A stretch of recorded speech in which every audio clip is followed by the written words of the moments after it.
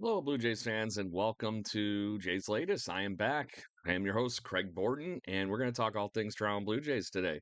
So let's just dive into it and step up to the plate. So the Toronto Blue Jays were able to score 3 runs on 3 hits yesterday and catch a win with dominant performance from Chris Bassett. Bass has been just so good this year. It's almost unfathomable. I love what he's been doing. It sucks that he's somehow is just never put this together at this level. I feel like this is still his best season in baseball history for him. I just it's been incredible. Another great 6 innings of work yesterday, only allowing 4 hits. Blue Jays fans picks up his fourth win of the season. Just looked great while doing it. Strikes out 6, and there was a couple of strikeouts there. They made some of those San Diego Padres hitters look really, really, really silly. And this is including a lineup that doesn't strike out very much to begin with. They are near the least in Major League Baseball, and a lot of that's due to somebody named Luis Arias at the top of their lineup, who actually started this game off with a double. And Arias, never got moved anywhere from that. But in case you didn't know, because you were watching the Blue Jays broadcast last night, the Blue Jays announcers Buck and Schulman had a crush on Luis Arias, talking about him last night.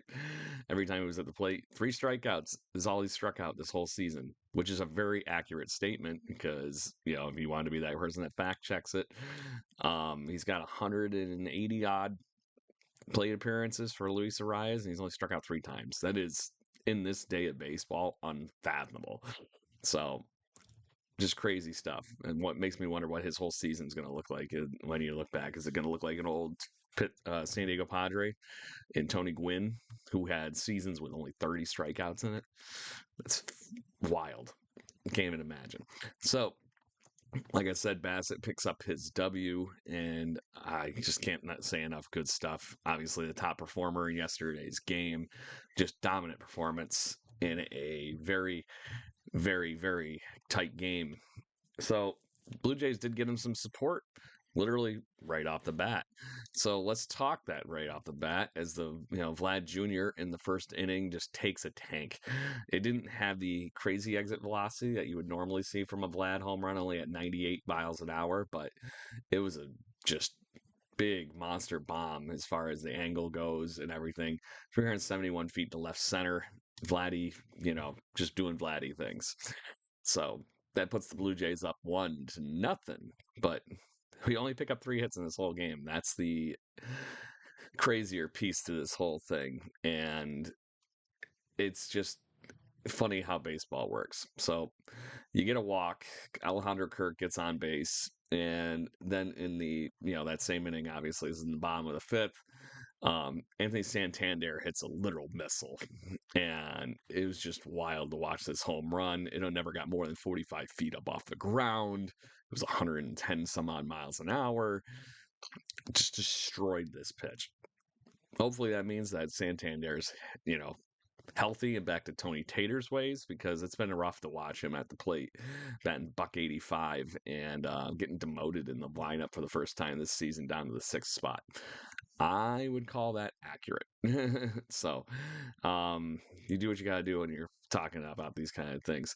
The only other hit in this game was actually, the guy that's batting right after Anthony Santander, and that was Addison Barger picks up his hit to keep him cruising at that, and he also picked up a stolen base. So trying to make some things happen when the Blue Jays obviously did not have a lot going on at the plate last night. Very, very rough, and just was really hard to see some of it at some points. But Dylan Cease was on the mound for the San Diego Padres, and Cease never ceases to amaze me. Sorry, stupid dad joke.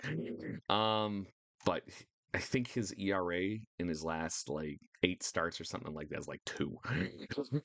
So got 7 innings of work in. It was his longest outing of the season. Those 2 home runs being the only thing that touched up Cease last night. So either way, great game for the Blue Jays being able to pull out a W with, I'll say, minimum going on at the plate, but obviously having nothing but crazy good on the mound. Eventually, the normal gang out of the bullpen, little Yariel Rodriguez picks up his hold, and then Jeff Hoffman comes in and closes out and looked like Jeff Hoffman and end of that game. So Blue Jays steal out a cool win, and they're going to obviously be taking on the San Diego Padres today as well.